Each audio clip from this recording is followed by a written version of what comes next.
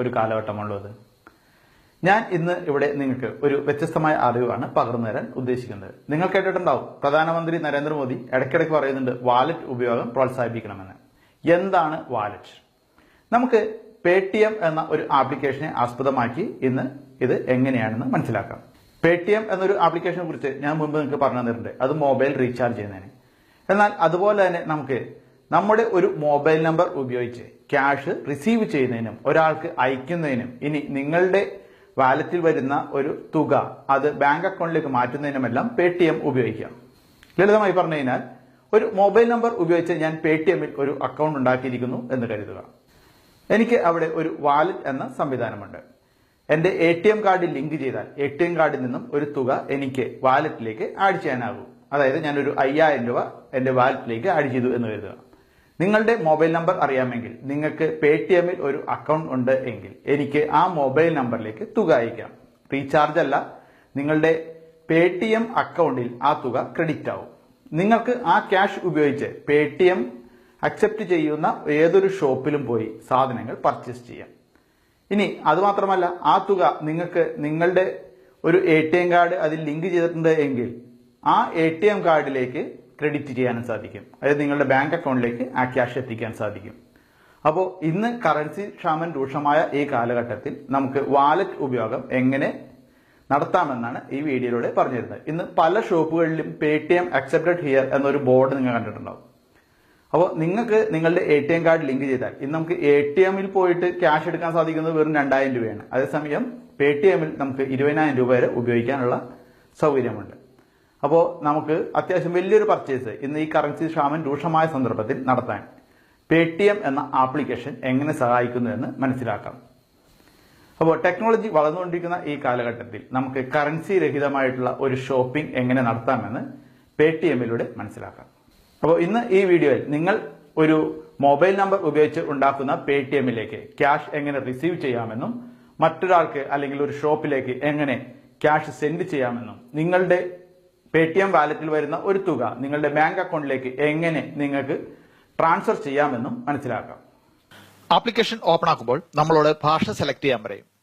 Application work ചെയ്യിക്കേണ്ട ഭാഷ ഏത് വേണം എന്നതിനാണത്. മലയാളം ലഭ്യമല്ലാത്തതിനാൽ നമുക്ക് ഇംഗ്ലീഷ് തന്നെ സെലക്ട് ചെയ്യാം. തുടർന്ന് കണ്ടിന്യൂ എന്നത് സെലക്ട് ചെയ്യുക. ഓരോ പെർമിഷനുകൾ ആപ്ലിക്കേഷൻ ചോദിക്കും. അതെല്ലാം അലോ എന്നത് സെലക്ട് ചെയ്യുക. ഒരുപക്ഷെ പഴയ മൊബൈലുകളിൽ അത്തരം പെർമിഷനുകൾ ചോദിക്കുകയില്ല. പേടിഎം ഉപയോഗിക്കുന്നതിന് ആദ്യമായി നമുക്ക് ഒരു പേടിഎം അക്കൗണ്ട് ഉണ്ടാക്കേണ്ടതുണ്ട്. അതിനായി താഴെ ഹോം, മാൾ, പ്രൊഫൈൽ, നോട്ടിഫിക്കേഷൻസ് എന്നിങ്ങനെ കാണുന്ന 4 ഐക്കണുകളിൽ നിന്നും പ്രൊഫൈൽ എന്നത് സെലക്ട് ചെയ്യുക. തുടർന്ന് വരുന്ന സ്ക്രീനിൽ ഹലോ ലോഗിൻ ടു പേടിഎം എന്നത് സെലക്ട് ചെയ്യുക. തുടർന്ന് വരുന്ന ലോഗിൻ സ്ക്രീനിന്റെ വലതുവശത്ത് മുകളിലായി കാണുന്ന സൈൻ അപ്പ് എന്നത് സെലക്ട് ചെയ്ത് നിങ്ങളുടെ മൊബൈൽ നമ്പറും ഒരു നല്ല പാസ്വേഡും നൽകുക. പാസ്വേഡുകൾ നൽകുന്നവർ അക്കങ്ങളും അക്ഷരങ്ങളും സ്പെഷ്യൽ ക്യാരക്ടറുകളും അതിൽ നിർബന്ധമായും ഉൾപ്പെടുത്തുക.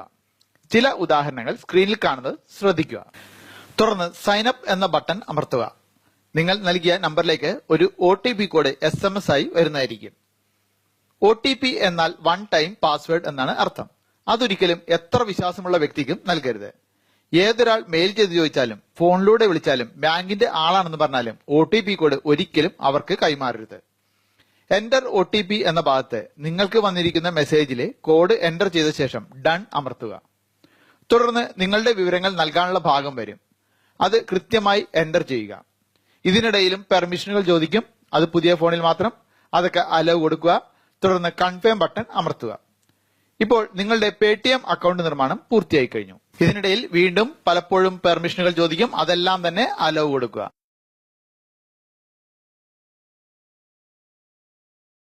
പ്രൊഫൈലിലേക്ക് കൂടുതൽ വിവരങ്ങൾ ഉൾപ്പെടുത്തണമെന്ന് ആഗ്രഹിക്കുന്നവർക്ക് ഇവിടെ നിങ്ങളുടെ പേര് എഴുതി കാണിക്കുന്നതിന് വലതുവശത്തായി കാണുന്ന എഡിറ്റ് പ്രൊഫൈൽ എന്നതിൽ സെലക്ട് ചെയ്ത് ആവശ്യമായ വിവരങ്ങളോ പാൻ കാർഡിന്റെ നമ്പറോ എല്ലാം ആഡ് ചെയ്ത് സേവ് ചെയ്യാവുന്നതാണ്. ഇടതുവശത്തായിട്ട് കാണിക്കുന്ന ഈ സർക്കിളിന് താഴെയുള്ള എഡിറ്റ് എന്നതിൽ സെലക്ട് ചെയ്ത് നിങ്ങൾക്ക് ഗാലറിയിൽ നിന്നോ അല്ലെങ്കിൽ ക്യാമറ ഉപയോഗിച്ചോ ഒരു ഫോട്ടോ സെലക്ട് ചെയ്ത് കൊടുത്ത് നിങ്ങളുടെ പ്രൊഫൈലിൽ ഫോട്ടോ ഉൾപ്പെടുത്താവുന്നതുമാണ്.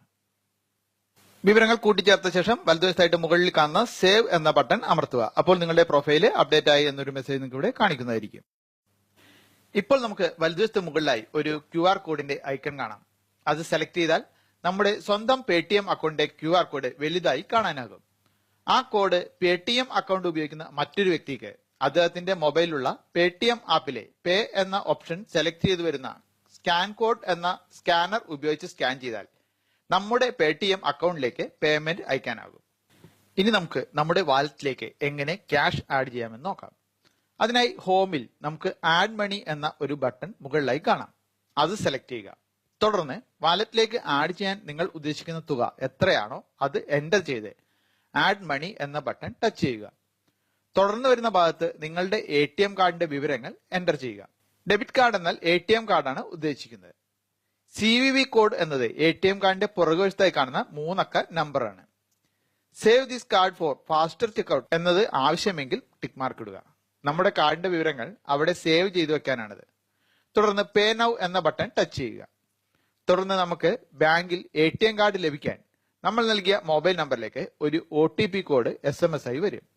അത് സ്ക്രീനിൽ 1 ടൈം പാസ്വേഡ് എന്ന ഭാഗത്ത് എന്റർ ചെയ്യുക. ചില ബാങ്കുകളുടെ കാർഡിൽ ATM പിൻ നമ്പർ തന്നെ എന്റർ ചെയ്യാനാകും നിർദ്ദേശിക്കുക. OTP നമ്പർ എന്റർ ചെയ്ത് സബ്മിറ്റ് ബട്ടൺ അമർത്തുമ്പോൾ ക്യാഷ് നിങ്ങളുടെ വാലറ്റിലേക്ക് ആഡ് ആയതിന്റെ വിവരങ്ങൾ കാണാനാകും. സേവ് ചെയ്ത കാർഡ് ഡീറ്റെയിൽസ് കാണാൻ ഹോമിൽ മെനുവിൽ നിന്നും സേവ്ഡ് കാർഡ് എന്നത് സെലക്ട് ചെയ്താൽ മതിയാകും. അതിൽ വരുന്ന കാർഡിന്റെ ചിത്രത്തിന്റെ വലതുവശത്തായി കാണുന്ന 3 ഡോട്ടുകളിൽ ടച്ച് ചെയ്താൽ ആ കാർഡ് ഡീറ്റെയിൽസ് അവിടെ നിന്നും ഡിലീറ്റ് ആക്കാനാകും. ഇപ്പോൾ നമ്മൾ വാലറ്റിലേക്ക് ക്യാഷ് ആഡ് ചെയ്യാൻ പഠിച്ചു കഴിഞ്ഞു. ഇനി നമുക്ക് ആഡ് ചെയ്ത ക്യാഷ് എങ്ങനെ ഒരാൾക്ക് അയക്കാമെന്ന് നോക്കാം. ഹോമിൽ പേ എന്ന ഐക്കൺ സെലക്ട് ചെയ്താൽ scan code, mobile number, show code എന്നിങ്ങനെ കാണാനാകും. അതിൽ സ്കാൻ കോഡ് എന്നത് നേരത്തെ ഞാൻ സൂചിപ്പിച്ച പോലെ ഒരാളുടെ പേടിഎം അക്കൗണ്ടിന്റെ QR കോഡ് അറിയാമെങ്കിൽ അത് സ്കാൻ ചെയ്താൽ അദ്ദേഹത്തിന് അയക്കേണ്ട എമൗണ്ട് എന്റർ ചെയ്ത് അയക്കാൻ സാധിക്കുന്ന സൗകര്യമാണ്. മൊബൈൽ നമ്പർ എന്നത് പൈസ സ്വീകരിക്കേണ്ട വ്യക്തി പേടിഎം അക്കൗണ്ട് നിർമ്മിക്കാൻ ഉപയോഗിച്ചിരിക്കുന്ന മൊബൈൽ നമ്പറും എമൗണ്ടും എന്റർ ചെയ്ത് സെൻഡ് എന്ന് കൊടുത്താൽ അദ്ദേഹത്തിന് ക്യാഷ് അയക്കാനുള്ള ഓപ്ഷനാണ്. നമുക്ക് വളരെ എളുപ്പത്തിൽ ഉപയോഗിക്കാവുന്ന ഒരു ഓപ്ഷനാണ് മൊബൈൽ നമ്പർ ഉപയോഗിച്ചുള്ള ഈ ക്യാഷ് ട്രാൻസ്ഫർ. ഷോ കോഡ് എന്നത് ഒരു ഷോപ്പിൽ അവിടെ അവർ പേടിഎം വഴി ക്യാഷ് സ്വീകരിക്കുന്നു എന്ന് എഴുതി വെച്ചിട്ടുണ്ടെങ്കിൽ ആ കോഡ് കാണിച്ചാൽ അവർക്ക് കോഡ് സ്കാൻ ചെയ്ത് ക്യാഷ് എടുക്കാനുള്ള സൗകര്യവുമാണ്. മൊബൈൽ നമ്പർ ഉപയോഗിച്ച് ക്യാഷ് അയക്കുന്നത് ഒന്ന് കണ്ടു നോക്കാം. എന്റെ മറ്റൊരു പേടിഎം അക്കൗണ്ടിനായി ഉപയോഗിച്ചിരിക്കുന്ന മൊബൈൽ നമ്പർ ഞാൻ ഇവിടെ എന്റർ ചെയ്യുന്നു. തുടർന്ന് എമൗണ്ട് എന്നതിൽ 10 രൂപയും എന്റർ ചെയ്യുന്നു. ആവശ്യമെങ്കിൽ താഴെ വാട്സ് ഇറ്റ് ഫോർ എന്നതിൽ എന്തിനാണ് ആ തുക അയക്കുന്നതെന്ന് ഒരു കാരണവും എഴുതാം. ആ കാരണം ആ വ്യക്തിക്ക് ക്യാഷ് ലഭിക്കുമ്പോൾ അവിടെ കാണിക്കുകയും ചെയ്യും. തുടർന്ന് സെൻഡ് എന്ന ബട്ടൺ അമർത്തുന്നതോടെ നമ്മുടെ വാലറ്റിലുള്ള എമൗണ്ടിൽ നിന്നും നമ്മൾ എന്റർ ചെയ്ത തുക, അതായത് ഞാൻ എന്റർ ചെയ്ത് 10 രൂപ, അത് ആ വ്യക്തിക്ക് അദ്ദേഹത്തിന്റെ പേടിഎം അക്കൗണ്ടിൽ ലഭിക്കുന്നു. നമ്മുടെ നിന്നും അത് കുറയുന്നു. ഞാൻ അയച്ച തുക എന്റെ രണ്ടാമത്തെ അക്കൗണ്ടിലേക്ക് വാലറ്റിലേക്ക് വന്നു എന്നത് കാണുക. ഇത് കമ്പ്യൂട്ടറിൽ പേടിഎം സൈറ്റ് ലോഗിൻ ചെയ്തതിന്റെ ദൃശ്യമാണ്. ഹോമിലെ പാസ്ബുക്ക് എന്ന ഐക്കൺ സെലക്ട് ചെയ്താൽ പേടിഎം അക്കൗണ്ടിലൂടെ നമ്മൾ നടത്തിയ സകല ട്രാൻസാക്ഷൻ വിവരങ്ങളും അറിയാനാകും. സെൻഡ്, റിസീവ്ഡ്, ആഡഡ് തുടങ്ങി എല്ലാ വിവരവും അതിലൂടെ നിങ്ങൾക്ക് അറിയാൻ സാധിക്കും. പാസ്ബുക്കിൽ നമ്മുടെ വാലറ്റിലെ നിലവിലെ ബാലൻസ് കാണിക്കുന്നതിന്റെ ഇടതുവശത്തായി സെൻഡ് മണി ടു ബാങ്ക് എന്ന ഒരു ഓപ്ഷൻ കാണാം. അത് സെലക്ട് ചെയ്താൽ വാലറ്റിലേക്ക് ആഡ് ചെയ്ത തുക ഏത് കാർഡിൽ നിന്നായിരുന്നു എന്ന് കാണാം. അവിടെ കാണുന്ന റിട്ടേൺ ടു ബാങ്ക് എന്നത് സെലക്ട് ചെയ്ത് set back to card or bank എന്ന ബട്ടൺ അമർത്തിയാൽ വാലറ്റിലെ തുക നമ്മുടെ ബാങ്ക് അക്കൗണ്ടിലേക്ക് 7 പ്രവൃത്തി ദിവസങ്ങൾക്കുള്ളിൽ തിരികെ എത്തുമെന്ന് മെസ്സേജ് വരും. അങ്ങനെ നമുക്ക് പേടിഎമ്മിലെ വാലറ്റിലെ തുക തിരികെ അക്കൗണ്ടിലെത്തിക്കുകയുമാകാം. എല്ലാവരും പേടിഎം എന്ന ആപ്ലിക്കേഷനും വാലറ്റ് ഉപയോഗിക്കുന്നത് എങ്ങനെയെന്നും നിങ്ങൾക്ക് വന്നിരിക്കുന്ന ക്യാഷ് അത് ബാങ്കിലേക്ക് ട്രാൻസ്ഫർ ചെയ്യുന്നതിനും അല്ലെങ്കിൽ മറ്റൊരാൾക്ക് സെൻഡ് ചെയ്യുന്നതിനും നിങ്ങൾക്ക് ക്യാഷ് റിസീവ് ചെയ്യുന്നതിനും എല്ലാം നിങ്ങൾ പഠിച്ചു കഴിഞ്ഞല്ലോ. ഇതുപോലെ ഈ അറിവ് നിങ്ങളുടെ കൂട്ടുകാരും അറിയട്ടെ എന്ന് ആഗ്രഹിക്കുന്നവർ ദയവായി ഷെയർ എന്ന ബട്ടൺ ഒന്ന് ഉപയോഗിക്കുക. നിങ്ങൾ ലൈക്ക് ചെയ്തുകൊണ്ട് ഒരു ഗുണവുമില്ല. നിങ്ങൾ ഷെയർ ചെയ്യുകയാണെങ്കിലായിരിക്കും നിങ്ങളുടെ കൂട്ടുകാരിലേക്ക് അത് എത്തപ്പെടുക. അവരും ഇത് മനസ്സിലാക്കട്ടെ. അതുകൊണ്ട് നിങ്ങൾ ദയവായി ഒരു ഷെയർ ചെയ്യുക.